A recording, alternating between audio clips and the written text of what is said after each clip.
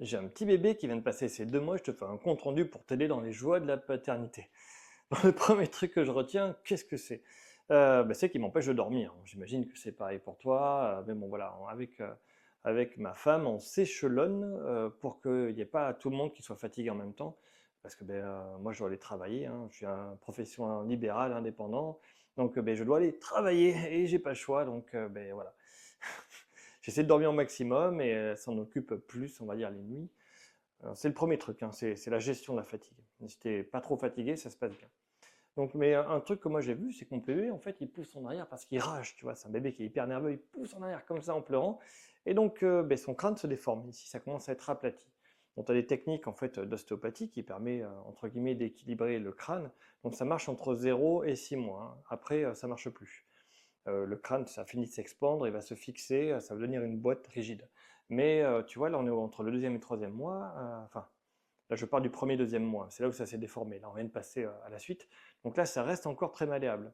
C'est au troisième mois où ça va commencer à s'ossifier un peu et au sixième mois où ça s'ossifie complètement. Donc c'est le moment d'aller voir justement un professionnel, un ostéopathe, un rééducateur qui sait faire pour essayer de limiter la déformation. Mais ça ne suffira pas. C'est le moment où il faut, moi, mon bébé, il faut que je le porte d'une certaine manière. Et sinon, il pleure, il n'est pas content. Et voilà. Et je le pose, bah, il hurle. Et bien là, j'ai pas le choix, je suis obligé de le porter. Je suis obligé de le porter, de faire attention à ses positions, notamment pour éviter qu'il y ait trop de compression en arrière. Alors c'est assez compliqué.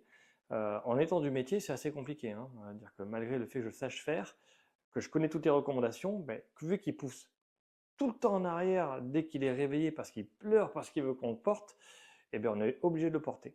Et donc, j'ai fait en plus ces petites manœuvres pour essayer de redonner de l'espace au crâne pour que ça se réexpande correctement. Mais ça va pas être facile, hein. J'essaie de limiter au maximum les déformations. Donc après, c'est pas très grave hein, s'il se déforme. Il faut aller voir un professionnel assez vite, tu l'as compris. Avant le troisième mois, c'est bien parce que ça permet vraiment d'avoir un impact sur la modélisation du crâne. Mais voilà, c'est mon enjeu principal, c'est ça. Tu vois, là, le troisième, je suis entre le deuxième et le troisième mois. Bon, je ferai le compte rendu plus tard de ce que j'ai fait comment, mais là, je suis dedans. Je suis dans limiter au maximum ça. Donc, comment est-ce qu'on fait, comment on fait le petit pour avoir la boîte crânienne qui se déforme? On appelle ça, tu as la brachiocéphalie, comme le mien quand il écrase en arrière, et la plagiocéphalie quand tu as une déviation dans l'espace. Donc quand tu as une déviation dans l'espace, c'est qu'il est sur le côté et il pousse sur le côté avec la tête. Et il va se déformer comme ça.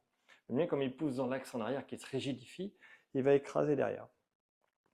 Donc pour éviter ça, il faut le changer de position le plus possible. Tu peux aussi essayer de le porter. Nous, par exemple, on le met à plat ventre.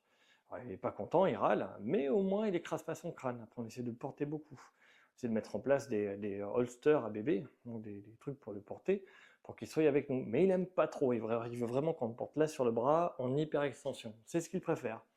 Mais donc on essaie de le porter comme ça au maximum, et ça fait des muscles des bras. Donc voilà, l'idée c'est que le management des positions, il faut qu'il évite de pousser en arrière. Si toi, tu vois, il se déforme que d'un côté, c'est pratique, tu le mets de l'autre côté. Et tu mets ce qu'il doit regarder de l'autre côté, et comme ça il va pousser de l'autre côté, ça va plus ou moins s'équilibrer. Dans le cas où il pousse vraiment en arrière, il faut le mettre à plat ventre, il faut le porter aussi. Voilà, c'est. Alors, c'est pas grave, hein, si son crâne est déformé, ça va pas du tout jouer sur son intelligence, mais c'est juste un caractère esthétique. Donc, ouais, c'est pas très joli d'avoir un crâne comme ça, enfin un peu bizarre. Donc, il existe différentes méthodes pour essayer d'aller mieux. Il existe aussi des casques que l'on peut mettre et ça ne va pas appuyer. Ça va mettre une petite pression ici, par exemple, et une dépression derrière pour que ça s'expande derrière et pour orienter. Mais ça, c'est dans les cas, on va dire, les plus graves et souvent, on le met à passer 3 mois. Alors, il y a des moyens de mesure, les professionnels de santé savent faire.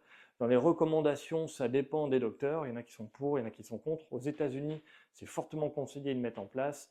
En France, on préfère les méthodes justement par l'ostéopathie crânienne par exemple, couplée plus ou moins à la rééducation, avec du management du bébé dans des positions. Ça dépend vraiment des pays. Il n'y a pas vraiment de bonne solution, le tout c'est que ton petit aille bien. Mais je te rassure, ça joue en rien sur son intelligence, c'est vraiment juste sur la forme esthétique du crâne, hein. Bon, si tu as les cheveux longs, ça se voit plus. Mais je t'en parle parce que moi j'ai vraiment vu cette déformation dans ce deuxième mois apparaître. Et c'est vrai que là, ça commence à devenir un truc où tous les jours, j'essaie de le soigner un petit peu, de faire en sorte que ça reprenne une forme normale. Voilà, ça c'est le truc qui m'a qui m'a focus. Qu'est-ce que je peux te dire d'autre? Non, c'est que ton bébé va essayer de te communiquer avec toi. Donc moi, il pleure tant qu'il n'a pas la bonne position. Donc il crie pour qu'on l'attrape parce qu'il veut être porté. Et dès que là, ah, ça va mieux. Et puis quand il veut une position, il se remet à pleurer. Mais en fait, il veut un bras, l'autre position. Il veut être comme ça. Il veut être à côté de toi. Il veut te regarder. Donc il faut varier les positions et ton petit bébé va savoir ce qu'il veut. Alors moi, ça me fait assez bizarre parce que mon enfant précédent, lui, il pleurait surtout parce qu'il avait faim. C'était une grosse boule de bébé qui adorait être ici en hyperflexion, tranquillement comme ça, et il s'endormait comme ça. Et donc, ben, celui-là, c'est l'inverse, il aime être en hyper extension et pousser en arrière. Et il sait absolument quelle position il veut prendre. Il est très vif, tu vois. Alors que l'autre était plutôt un gros patapouf. Et voilà.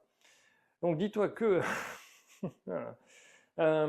si j'ai un conseil, parce que je me rappelle le premier, lui, comme c'était un gros patapouf et qui grandissait assez vite, mais avec beaucoup de poids, c'était les torticolis du bébé qu'il avait. C'était le dos en fait qui se déformait. Et qui se déformait, tu le vois, parce que il ne pouvait pas lever un bras plus haut que l'autre. Et ça faisait cette déformation justement sur le côté. Alors que le bébé qui rage, il pousse en arrière, parce qu'il a un schéma d'extension, c'est là où il est bien. Et le bébé qui est un peu patou, un peu gros, lui, il va plutôt avoir une vertèbre qui va tourner au niveau thoracique et ça va faire le torticolis du nourrisson. Tu sais, parce qu'il ne peut pas trop lever le bras, il est toujours coincé d'un côté. Mais c'est pas la nuque, hein, c'est le thorax. Bon, pareil, tu as des manœuvres de désengorgement pour essayer de redonner la souplesse. Je te conseille d'aller voir ton médecin, il va pouvoir te conseiller. Mais vraiment, entre le premier et le deuxième mois, c'est ça qui va être central. Ton bébé va prendre beaucoup de poids, il a certaines habitudes de posture, et son crâne est très malléable à cet âge-là, et va se modifier. Et moi, je fais très attention à ça. Est-ce que j'ai des trucs à dire sur la nourriture, le lait? Pas particulièrement, si ce n'est qu'il faut bien gérer sa fatigue pour être lucide. Voilà, et que les couches, ça coûte cher. Voilà, c'est à peu près tout ce que j'ai à dire sur le deuxième mois, du premier au deuxième mois. Vraiment ça qui a été assez central. Si un truc que moi je fais en termes de conseils, c'est que je le mets dans le bras de beaucoup de personnes. Je le fais porter par beaucoup de personnes différentes pour j'ai l'intuition que ça le socialise.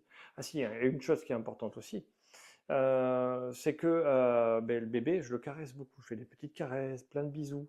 J'apprends le contact tactile. Parce qu'en réalité, à cet âge-là, il commence à y voir. Mais surtout, il a des sensibilités qui se développent. Et donc, il adore qu'on lui bisoue les petits pieds, qu'on fasse des petits proutes, ses petites mains, on se met assez proche pour qu'il puisse nous voir, pas trop loin. Et ça va permettre de développer la sensibilité physique en même temps que la vue. Et c'est plutôt pas mal. Il ne faut pas hésiter à chatouiller avec des petites choses, voilà. Stimuler le toucher. Il y a une étude qui est sortie il n'y a pas longtemps qui met en évidence que les enfants que tu câlines, que tu fais des bisous, des petites caresses, en stimulant le toucher, ça favorise leur santé mentale quand ils seront plus grands. Bon, on s'en doute depuis longtemps, on sait que les esprits déstructurés au niveau de l'enveloppe physique, en général, ont de... ça va pas. Donc la sensation physique et le fait de sentir son corps et d'en connaître les limites structure le mental et permet vraiment de limiter l'anxiété et d'apaiser les personnes. Je ne suis pas psychologue, je ne rentre pas dans les détails, c'est pas trop ma spécialité. Mais dis-toi que le toucher est le facteur principal qui permet de connaître son corps. Donc autant lui faire des petites caresses et des petits massages. Il est très content le bébé.